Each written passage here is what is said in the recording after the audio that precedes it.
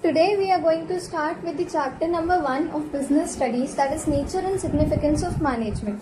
The first topic that we are about to study in this chapter is the term management. Management is said to be a process of getting things done through others effectively and efficiently for achievement of organizational goal. Under this, there are 3 points which are to be known, that is process, effectively and efficiently. Why management is said to be a process? Because it involves series of 5 functions of management, that is planning, organizing, staffing, directing and controlling. These are a series that are performed regularly, that is why it is termed to be a process. It is known as effectively because it involves the completion of any work within the prescribed time limit, or it is known as efficiently because it involves completion of task with minimum cost or no wastage of resources. Effectively यानी time पर अपने काम को पूरा करना, और efficiently मतलब अब कम से कम पैसा, कम से कम प्रोडक्शन कॉस्ट या वेस्टेज के काम को पूरा करना. फॉर अ बिजनेस, एक बिजनेस को सक्सेसफुल होने के लिए दोनों इफेक्टिवली और एफिशिएंटली के बीच में पैरिटी यानी बैलेंस होना बहुत जरूरी है. फर्म इफेक्टिव होके और इनएफिशिएंट होके भी कुछ नहीं कर सकती, और फर्म इनएफिशिएंट होके और इफेक्टिव होके भी कुछ नहीं कर सकती. For example, if you have a task of producing 100 units of pen and to finish it within the 10 days. You were able to finish it within the 10 days, but you have increased your production cost. So the firm is to be said effective but inefficient. So that's also not right. The next topic is features of management. There are 7 features of management. The first one is management is a goal-oriented process. Management is said to be a goal-oriented process because under management, every organization has their own aim or objective. Every organization has to achieve their aim or objective, and they focus on the achievement of organization goal, and for achieving their goal they take the various required steps so that their goal can be achieved. Second one is that management is termed to be a group activity. We know that individual in the whole organization is nothing. Any work cannot be performed in isolation, that is by a single individual. So under management, efforts of each and every individual working in the organization has to be combined so that the goal can be achieved.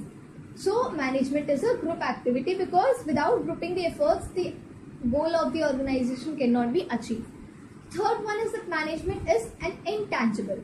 Intangible means anything that cannot be touched or seen but can be actually felt or experienced. वो चीज जिसे हम ना तो देख सकते हैं ना छू सकते हैं, but we can feel that thing. And in management, it is said to be intangible because working of a management can be seen by seeing how the way it works. It can be felt and experienced, but we cannot see, and it can be more clearly be noticed at the time of chaos or confusion.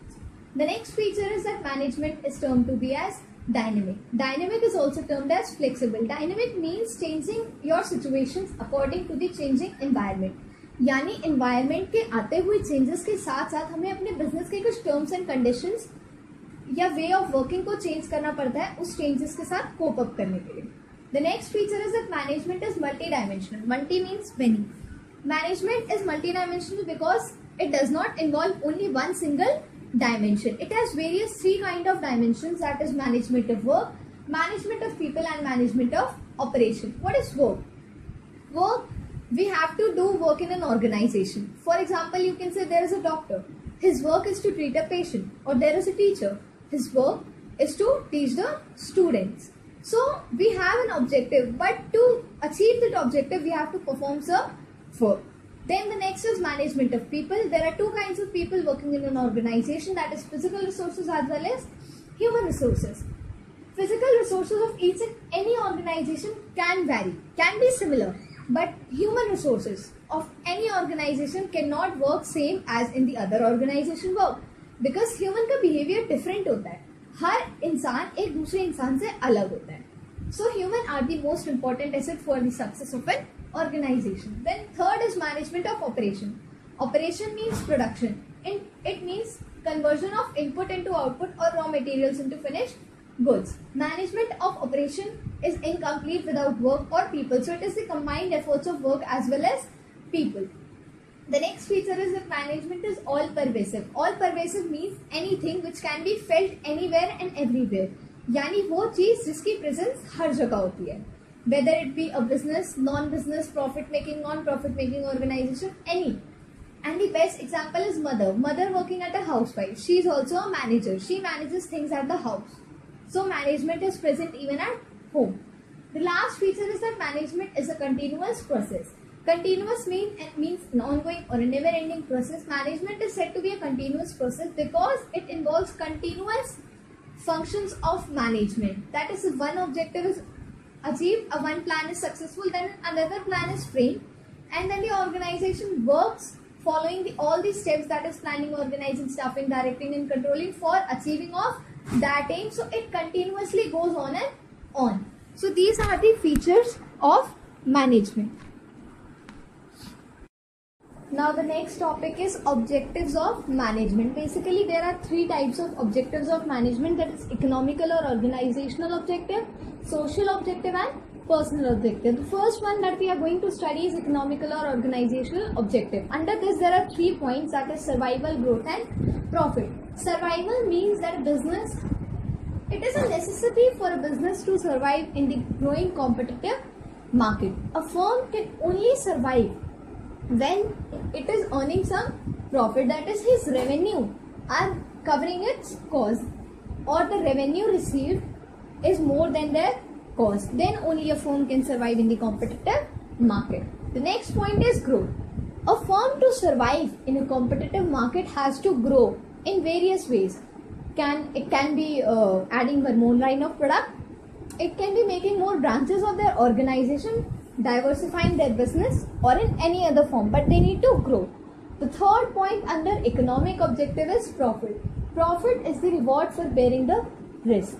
A firm has to earn profit to grow and survive in the competitive market. If a firm goes on running loss, then it may shut down. So profit is the necessity for each and every firm.